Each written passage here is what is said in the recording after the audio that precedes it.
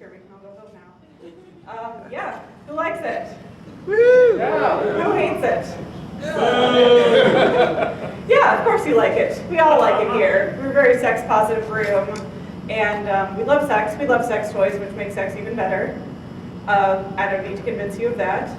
Unfortunately, once we leave this bubble, we sometimes, we're up against a very sex-negative society by and large, for many different reasons. For one thing, it's a very narrow definition of sexuality. We have shit choice in sex toys, shit for choice in how we can act on our sexual desires.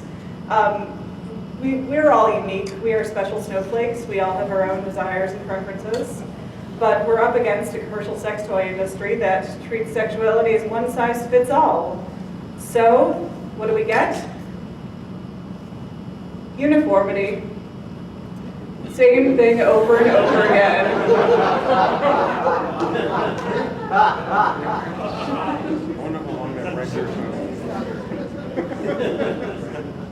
It's all uniform, except for what's about to come. But that's the exception that proves the rule. And so there's very little room for deviating from that narrow, uniform definition of sex. In our society, most sex is stigmatized and no good and shit. Oh no, it's just the video.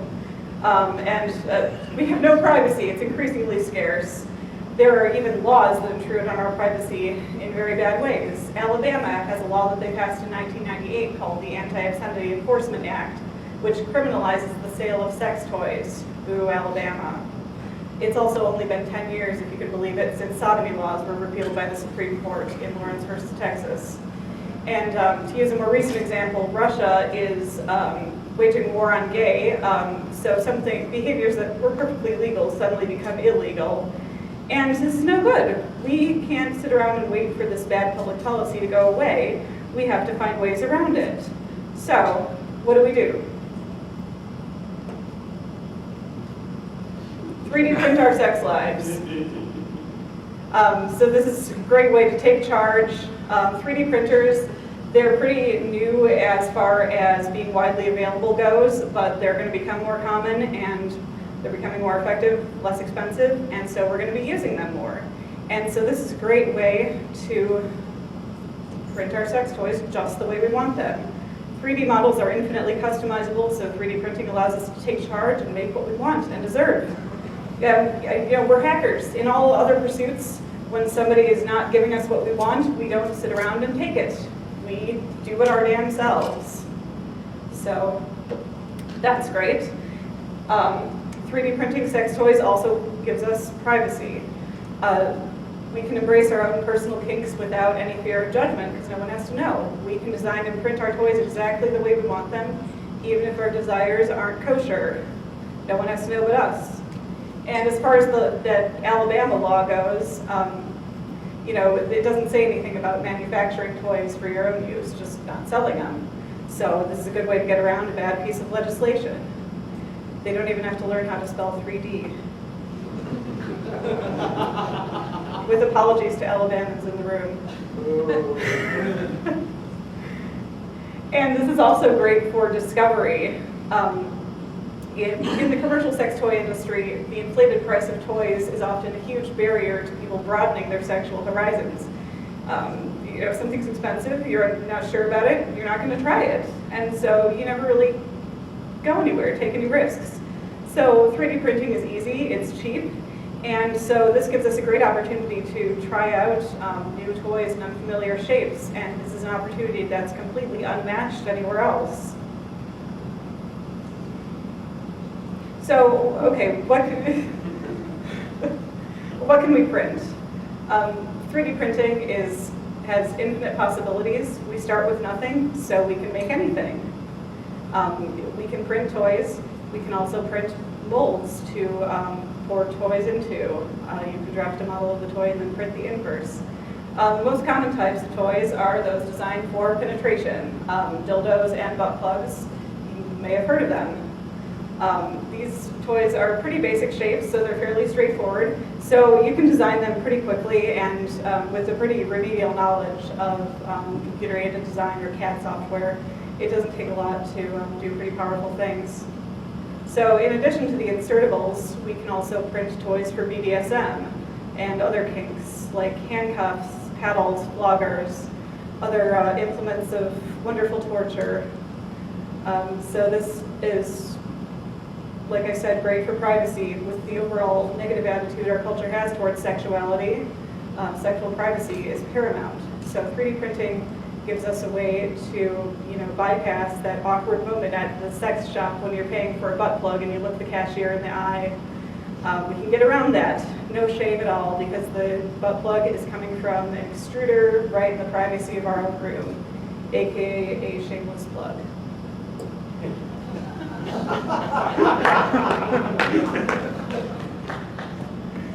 Yeah, and privacy and anonymity become particularly important when we're seeking out toys for BDSM. Anyone who wants to should be able to, get tied up, spanked, be enslaved willingly. But BDSM is still pretty heavily misunderstood and stigmatized, sometimes even with legal ramifications. So 3D printing BDSM toys gives us the privacy we really need to enjoy even our most deviant desires. So, okay, how do you make them? How do we build these implements of pleasure? 3D printing, like I said, it's fairly straightforward, but there are some design concepts to keep in mind when you're doing this. You're toiling in a very sensitive area. Just some overall considerations, I'd encourage you to really be adventurous. Each 3D printed toy uses just pennies worth of filament. This is maybe like $2 worth right here. So there's really no downside at all to printing something new or unfamiliar and taking it for a test ride. You can call that a penetration test here. There are a few 3D printers out there that even have a way to recycle used plastic that you've used and extrude it into new filament. So assuming you haven't coated your toy in anything, you could even melt down and reuse the plastic of failed experiment over and over and over again. I know that you want to, but that's what it is. And all good designers also steal, so there's nothing wrong with ripping off someone else's designs. You'll see I mentioned the doorknob test up here. So I have a friend who's an industrial designer, and he was saying that when industrial designers are designing a doorknob that has to feel comfortable in your hand repeatedly, they consider, how would this feel in my butt? So that same logic should obviously apply here when the model you're designing might actually go in your butt. As you can see, avoid creating a toy with edges and sharp corners. If you just look around at any random objects in the world, most of their edges are actually curves, not complete angles. So this becomes even more important with sex toys, since they're going to have repeated direct contact with your skin, whether you're inserting them or locking them around somebody's wrists, clamping them onto nipples, anything. So if you can't get around printing a toy with sharp edges, you just need to be sure to sand it at the end to round out the edges. Also, a very important design feature, when you're making a butt plug or anal toy, it's absolutely necessary, as you see on the right, to make something that has a flange at the base so that it doesn't get stuck up there. You really want to avoid the most awkward doctor's appointment of your life. Yeah, that's a Buzz Lightyear doll up someone's ass. He finally found what was beyond infinity. And also, as you saw on the left on the previous slide, when you're designing a dildo that's going to be used as a strap-on, you want to make sure it has a wide base so that it can sit in a harness without falling out. So those are just some of the basics. 3D printing has some programs that allow for parametric design. So that way, OpenSCAD is one, and it's basically programming plus geometry. So who here knows how to program? Yeah, so you can do this. You can make an infinite loop of sex toys. What you're doing is effectively programming the shapes that make up your toy, but setting variables so you can adjust the different sizes rather than drawing, as in some other programs, drawing something with fixed dimensions. So you can scale it up and down, reusing the same script over and over.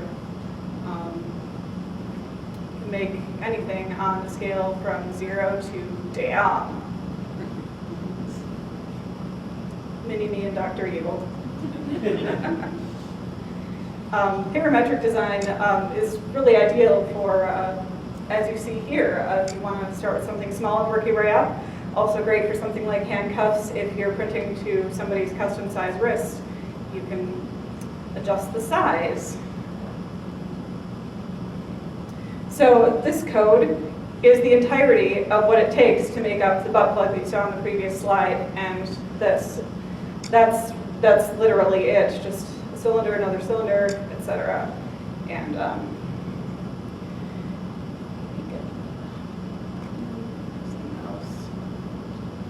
there it is. So you'll see, this is OpenSCAD. It's a program for the plug. Can change the variable, compile it in real time, and see the changes. Just keeps getting bigger. It's obviously very happy to see you all.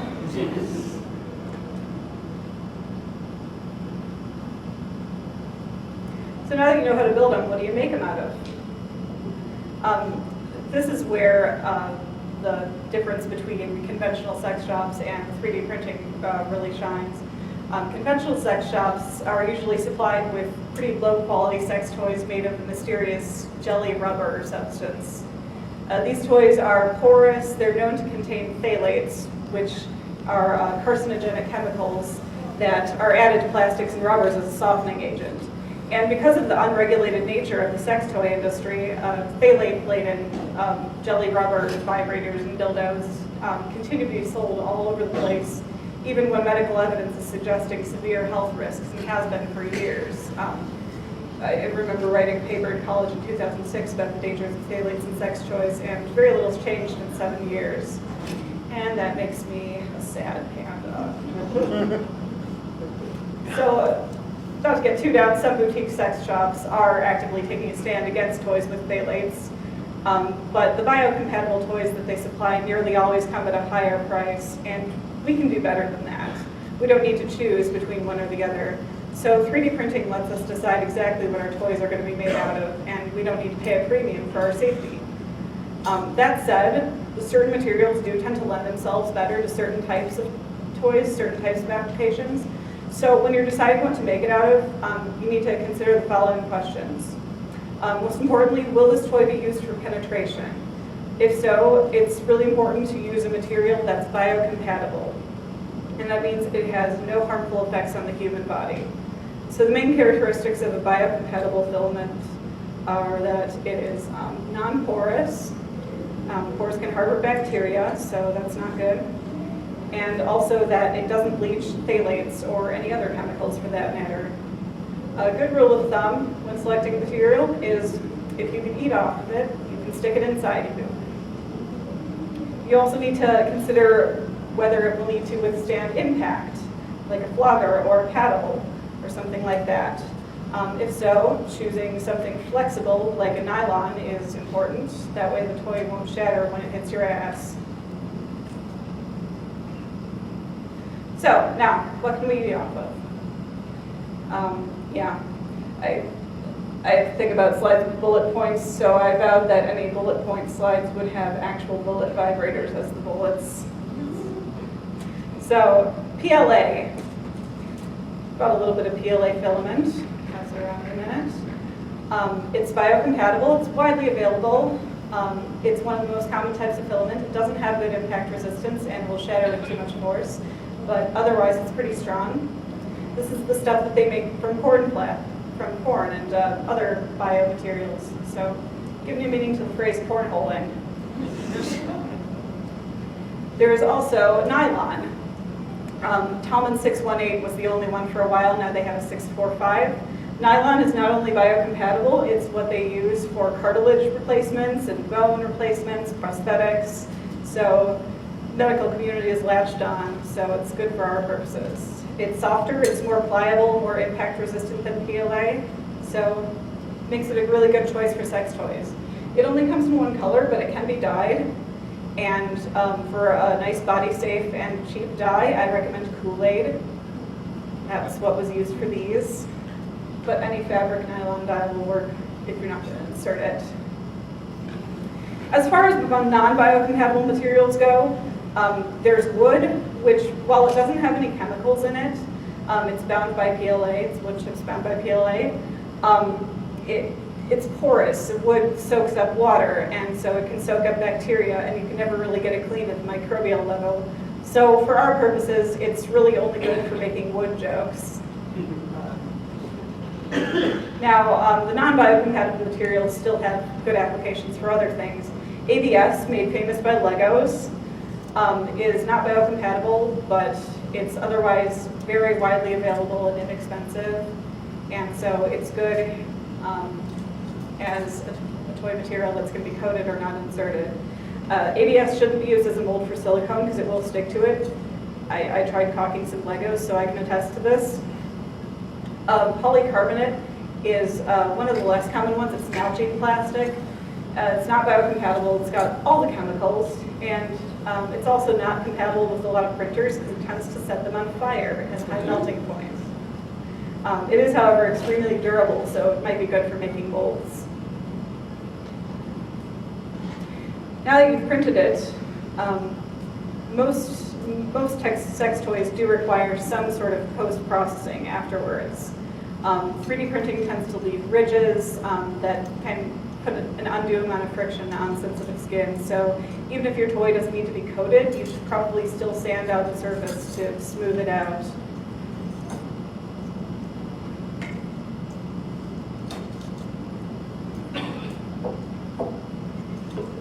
And I'm going to start passing around a couple of toys so you can get a feel for some of them, literally. Resist the temptation to pocket them. Doing so will probably result in an immediate and permanent curse on your sex life. So just feel them and pass them along. Have they been used? No. Come on, everybody was thinking that question. Of course they were, but I decided to spare you guys. So as you can see, this one, printers they're not always perfect, so sometimes they have a little bit of warp, and so this one's a good example of both success and fail. You can see the difference between the sides that are smoothly sanded and those that got warped and couldn't really be sanded down. PLA.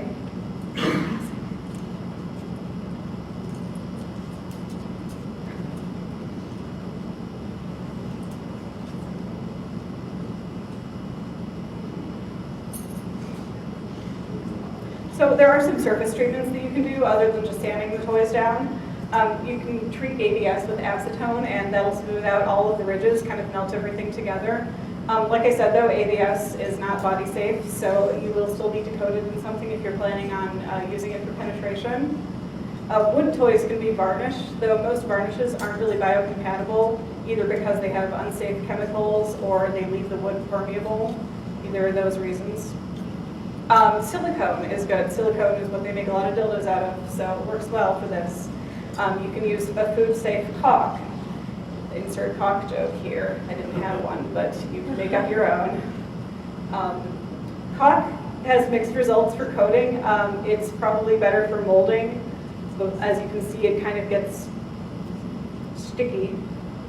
As far as other silicone-based coatings go, there is Subaru, which is the really fast-curing silicone. It's great to coat with. I didn't do a perfect job of this, but you can see it makes a nice smooth surface. You can clean it, and it'll be safe.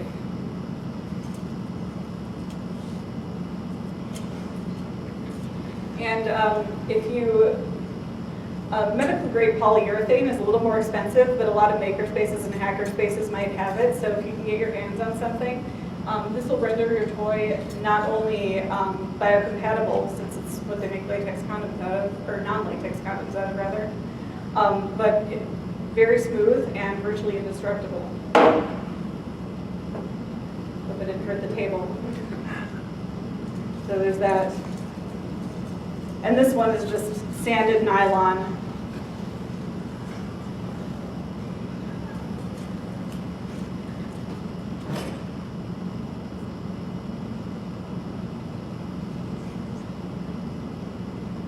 So what comes next? Well, I've given you sort of the basic tools, but this is just the beginning of what I hope will be a 3D printing revolution. This isn't an end. We've got a lot more to do, and I hope we can all keep tagging on this and making it even better. Keep plugging along. Thank you. Gold star for you. The power is in your hands. So, pass around the nylon.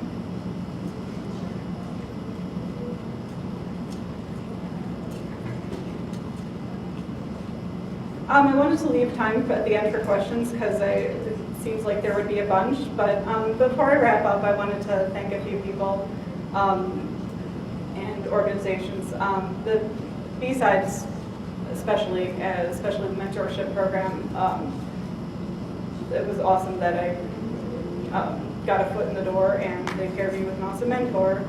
I'd also like to thank said awesome mentor, Javvad Malik. He's presenting tomorrow at 12:30. I hope you can't miss.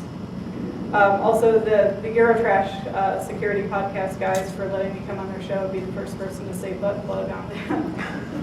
Spark plug? Butt plug. You can add sparks if you really want. Yeah, they're both presenting during Hacker Summer Week as well. Tripwire for naming me an InfoSec Rising Star and or Hidden Gem. That was kind of cool. Milton Security for choosing me as a winner of subsidized airfare to BSides. And Brendan O'Connor, my favorite person in the world.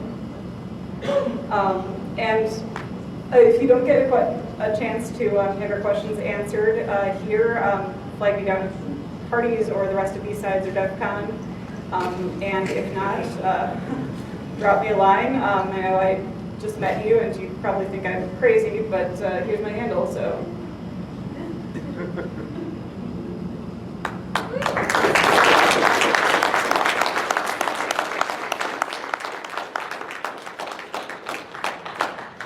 So yeah, long story short, this is about embodying hackerdom in a very intimate way, destroying the status quo because the status is not quo.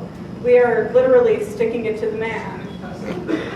Don't you mean sticking it in the man? Sticking it in the man and to the man or the woman. Yeah, so the battles we fight for sex positivity and privacy, they've been long and hard. And, at times we feel like we've been totally screwed.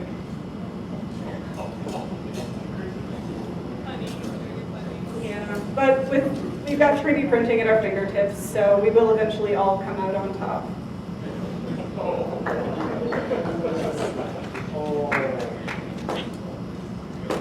I saw a few hands in the back. They were doing other things. Hand check. Yes. You mentioned the Alabama anti-gun law. Yes. Or I guess anti-gun law. But being from Alabama, I'm especially against the law. It's fascinating. But given that you made some statements earlier in your talk about the fact that this is a way that people that want to empower themselves can get along with legal regulation of it. Given that 3D printing is coming out, and there have been already comments about, well, what about gun designs, and is this the sort of thing? Could you comment at all on what you think that needs to happen now for legal protections, both for sex toys and beyond in the 3D printing space? What are the kind of issues that we as a community need to be addressing to make sure that this talk can be given in 3 years, 5 years, 10 years?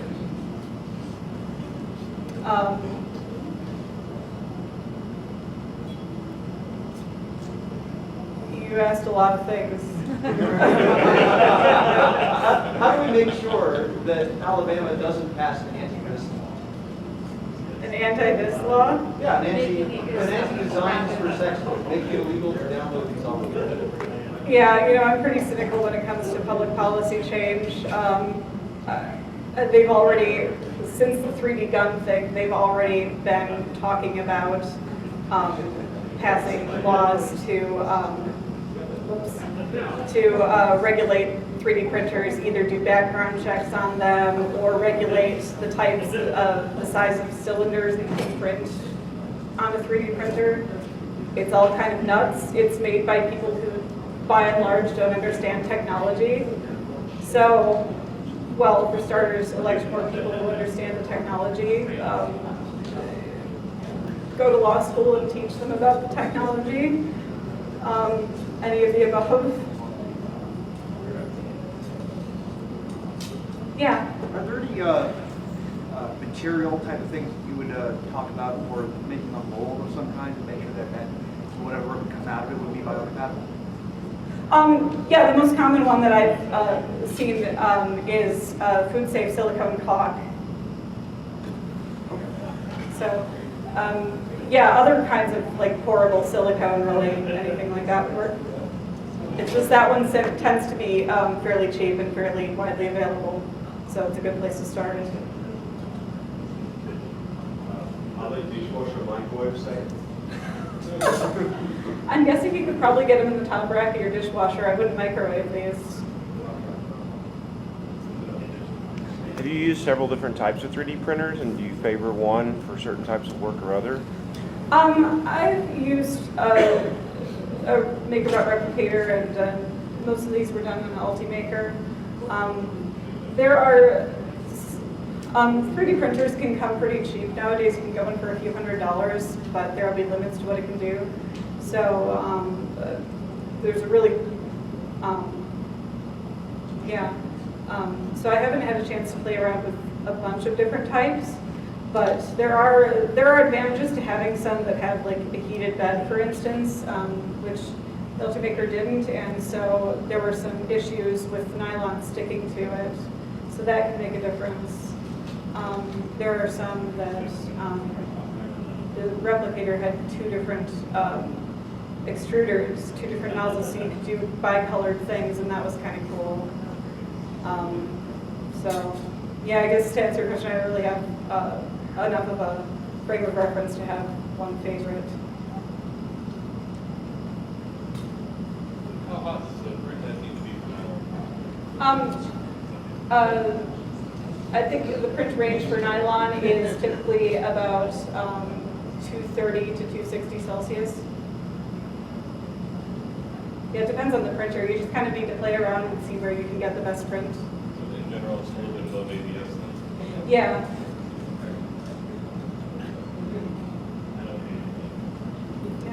What drew your interest to this in particular? What was the genesis of you saying, I'm going to start making sex toys with my feet?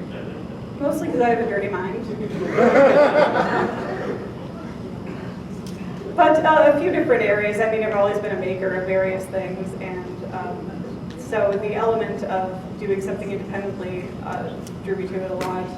And like I said, it's an area where you don't always get the customization that you want or deserve. Is there anyone else in the same space that's working with you, or is there like a community that may play doing this with you? Not yet. We should start one. Yeah. So with the laser sintering patents expiring, it's expected that we'll get higher quality 3D printers at lower prices. How will that change what designs you can push out with the Sensual? Once you have more accurate 3D printers that increase the cost? I think then you'll be able to, remains yet to be seen, but get a lot more precision and smaller layers and be able to do some really cool things beyond just rote geometric shapes. You uploaded any of these to like Thingiverse or? Thingiverse is anti-awesome, so they... No, Thingiverse is great for a lot of purposes. Unfortunately, in their terms of service, they don't like adult content, so there's not really a space for that. I was in the process of starting to design an adult sort of Thingiverse of sorts, but when I got accepted at BSides, I kind of pushed to the back burner, but it's possible it'll exist in the future. There is Dongiverse, but they only have like 2 things on there, and it's called Dongiverse. What if you brand them as terrible dog toys? Yeah, or personal massagers, right? That's Hitachi's whole thing. There is a pair of handcuffs that's on there with a wink and a nod. Mhm. What's the average time do you spend on design, production, and post-production for most of these things? Design, I usually tend to just take a few minutes on in SolidWorks. These are all sort of similar constructions, so I don't know, maybe once you get a feel for SolidWorks or whatever program you end up using, it just like, I don't know, 10, 20 minutes. As far as printing goes, the thing that I just dropped probably took about 45 minutes. It depends on what your layer height is and a lot of different little factors. As far as post-processing goes, there's a 24-hour cure for things like Sugru and a great poly. Sanding just takes a few minutes. It's just sanding.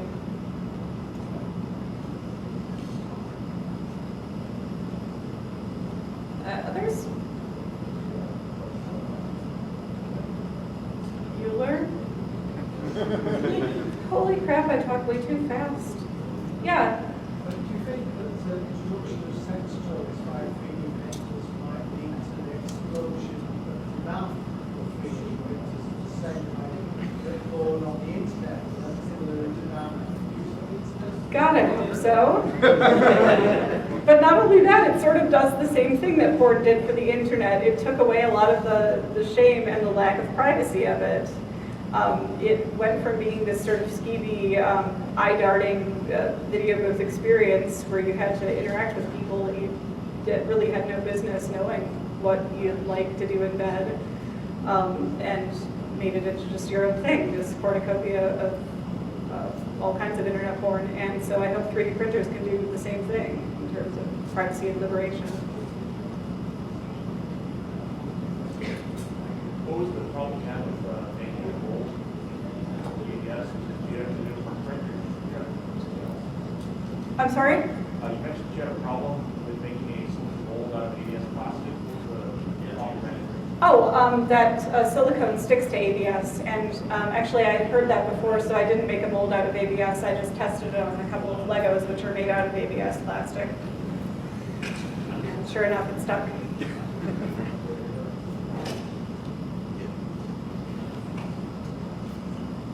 Cool. Yep. In your design, what percentage of the design is fantasy versus biologic reality? Like, do you do research in terms of shapes and things like that? Or is it just, oh, I wonder what this would do? A little A, a little B. You can actually 3D scan biological reality using a Kinect or other 3D scanner devices, but you can kind of make whatever. So you see everything from way beyond biological reality to way below biological reality. You know, whatever you want.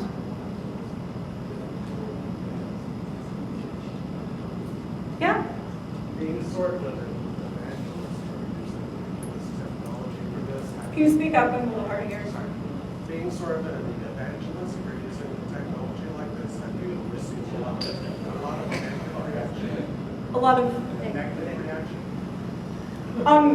Not really, actually. I was expecting a little more, maybe more will come after the fact, but it seems like people are very happy to have this and to know about this, and I hope they take it and run with it. I really do.